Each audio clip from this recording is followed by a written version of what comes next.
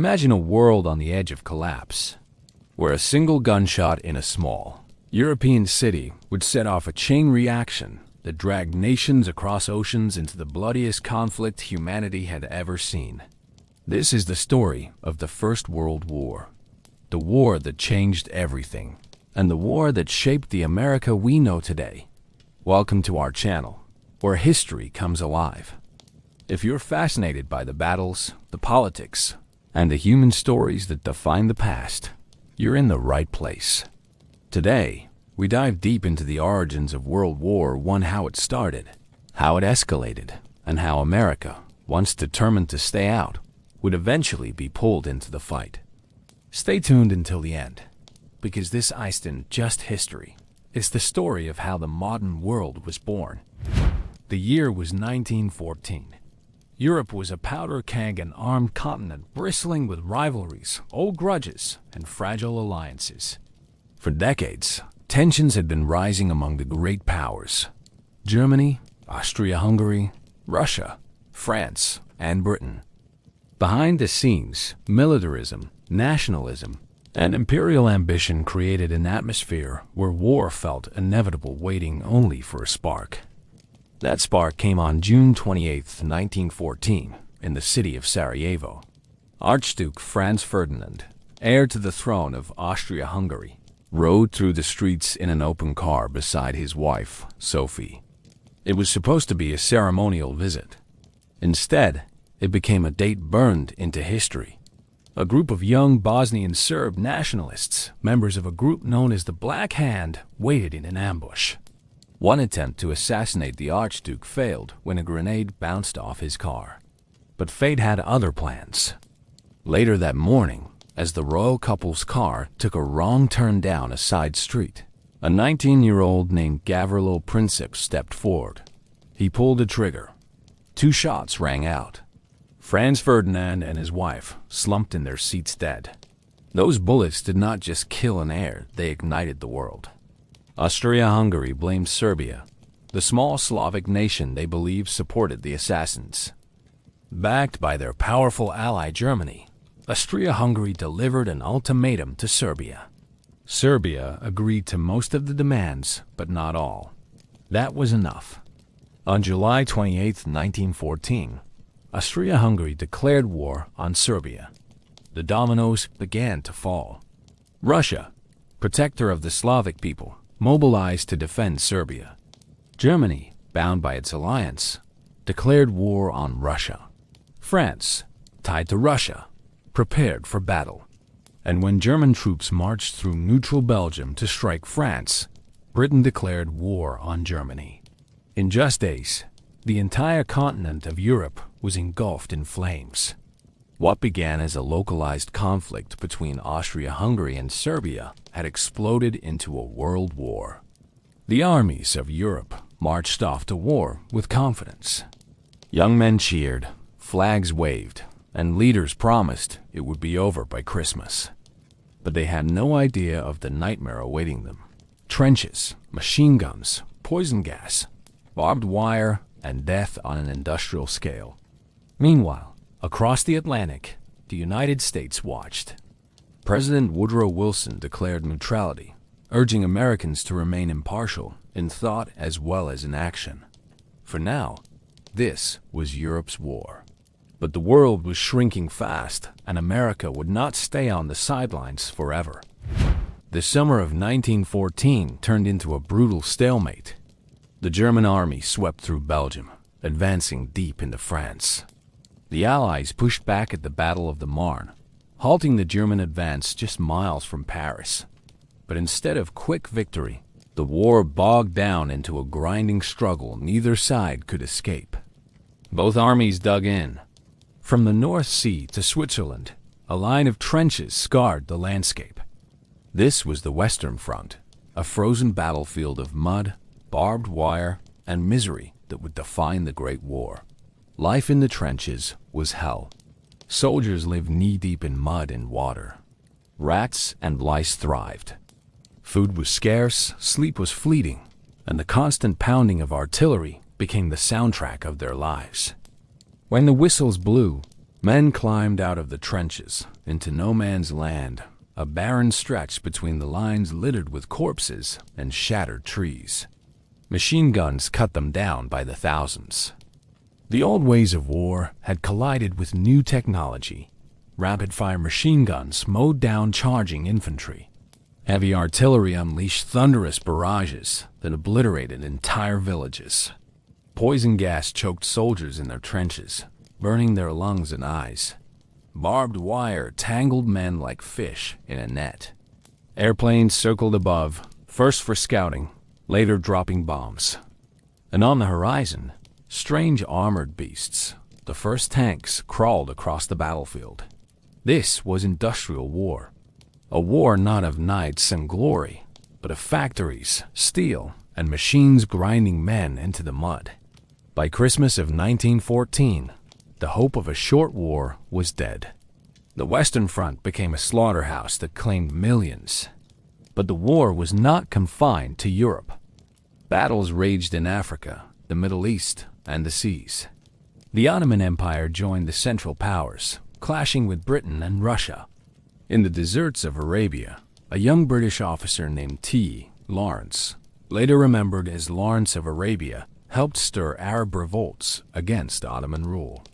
On the oceans, the German Navy tried to strangle Britain with submarines. The dreaded U-boats prowled the Atlantic, sinking merchant ships without warning. It was a brutal campaign of unrestricted submarine warfare, one that would eventually push America closer to war. Yet in these early years, the United States remained neutral. President Woodrow Wilson believed America should be a voice of peace, not war. Many Americans agreed. Why should young men from Kansas or New York die in Europe's quarrels? But neutrality was easier said than done. America was a land of immigrants, millions with ties to Britain, Germany, Ireland, and beyond. Some Americans cheered for the Allies, others for the Central Powers. Newspapers argued, communities divided, and the nation's heart pulled in different directions. Meanwhile, American banks and businesses sold food, weapons, and supplies, mostly to the Allies. Neutral in name, the U.S. was already economically tied to Britain and France. And when German U-boats began sinking ships with American passengers on board, neutrality grew harder to defend. The world was at war, and slowly but surely, America was being drawn toward it. By 1915, the war in Europe had already claimed hundreds of thousands of lives. But for most Americans, it was still a distant nightmare. That changed on May 7, 1915, when the luxury liner RMS Lusitania set sail from New York, bound for Liverpool. On board were nearly 2,000 passengers, including more than 100 Americans. Off the coast of Ireland, a German U-boat lurked in the waters. Without warning, a torpedo struck the ship. In just 18 minutes, the Lusitania sank beneath the waves, taking more than 1,100 lives with it, including 128 Americans. The news shocked the world. In the United States, headlines screamed of German brutality. Families wept. Outrage boiled. President Woodrow Wilson condemned the attack, but stopped short of war. Instead, he demanded Germany curb its submarine warfare. For a time, Germany pulled back, unwilling to push America too far. But the damage was done. The illusion of safety across the Atlantic was gone.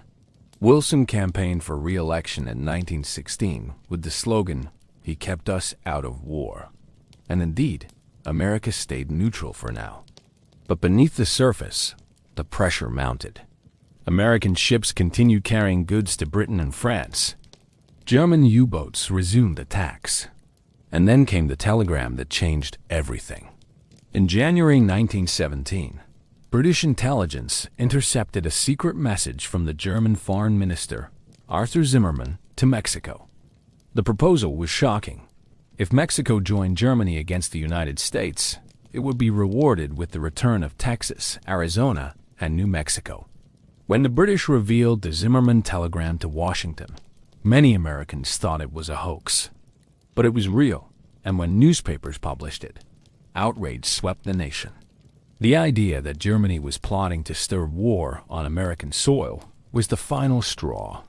Meanwhile, German U-boats resumed unrestricted warfare, sinking American ships in the Atlantic.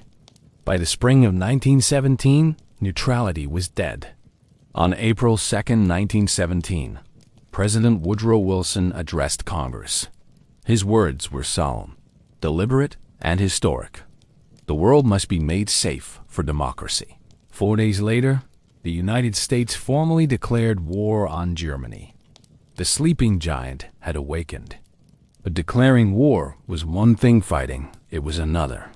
The U.S. Army was small, barely a fraction of Europe's massive forces.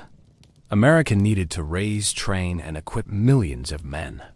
The Selective Service Act of 1917 drafted young Americans by the hundreds of thousands. Factories shifted into wartime production, churning out rifles, helmets, uniforms, and supplies. Women entered the workforce in record numbers. Posters urged citizens to buy Liberty bonds to fund the war. The nation transformed almost overnight. The United States was not just sending soldiers, it was mobilizing the power of industry, wealth, and manpower on a scale the world had never seen. By 1918, American troops known as the Doughboys were arriving in France by the hundreds of thousands. They brought fresh energy, morale, and determination to the exhausted Allies. For 3 long years, Britain and France had bled and broken against the German war machine.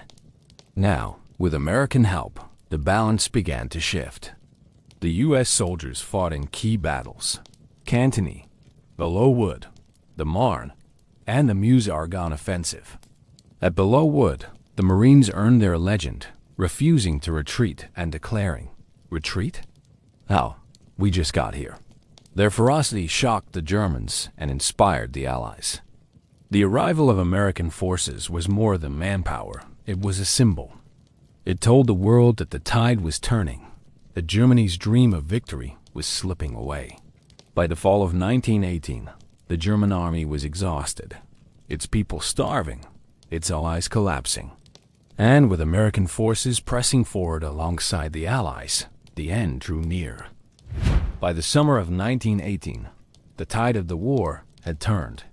German forces launched one last desperate offensive on the Western Front, hoping to break through before American troops arrived in full strength.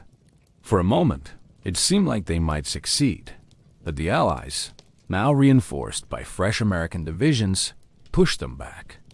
In the Second Battle of the Marne, American and French troops counterattacked, halting the German advance for good. From that moment, the Allies seized the initiative. In battle after battle, the Americans proved their resolve, fighting through forests, rivers, and fortified lines.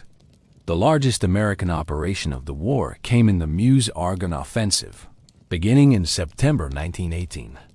More than 1 million American soldiers surged forward, facing barbed wire, trenches, and relentless machine gun fire. Casualties were staggering, but the Doughboys pushed on, grinding down the German army. For Germany, the end was clear. Their allies were collapsing, their people starving, and their soldiers weary of endless bloodshed. On November 11, 1918, at the 11th hour of the 11th day of the 11th month, the guns finally fell silent. The armistice had been signed. After 4 years of slaughter, World War I was over. The cost was almost unimaginable. More than 16 million dead and 20 million wounded. Cities reduced to rubble. An entire generation scarred by trench mud and memories of horror. For the United States, more than 116,000 American soldiers had given their lives, and over 200,000 more were wounded. They had crossed the ocean to fight in a foreign war, and in doing so, they had helped tip the balance toward victory. When President Woodrow Wilson traveled to Europe in 1919, he carried a vision for a new world. His 14 points called for peace without revenge, self-determination for nations, and a League of Nations to prevent future wars. It was an ambitious dream of lasting peace. But reality was harsher. At the Treaty of Versailles, The Allies imposed heavy punishments on Germany, territorial losses, military restrictions, and crushing reparations. Many Germans saw it not as peace, but as humiliation. Wilson fought to bring the League of Nations to life, but back home, the U.S. Senate rejected it. America, weary of war, turned inward. Yet, even without joining the League, America had changed forever. Before the war, the U.S. had been seen as a distant power, content to stay on its side of the ocean. After 1918, no one could ignore America's role. Its industry, its wealth, and its soldiers had helped decide the outcome of the greatest conflict the world had ever known. The war had launched the United States onto the world stage. World War I was called the War to End All Wars. It did not. Only 2 decades later, the world would plunge into an even greater conflict. But the First World War had already redrawn the map, toppled empires, and set the course of the 20th century. And for America, it was the moment it stepped forward, not as a bystander, but as a global power whose choices would shape the world for generations to come. Thank you for watching. The story of World War I is not just about battles and treaties. It is about the human cost of war, the courage of ordinary soldiers, and the choices that shaped our future. If you found this journey through history eye-opening, don't forget to like this video, share your thoughts in the comments, and subscribe for more deep-dive history documentaries. Together, we'll keep the past alive and uncover the stories that continue to shape our world today.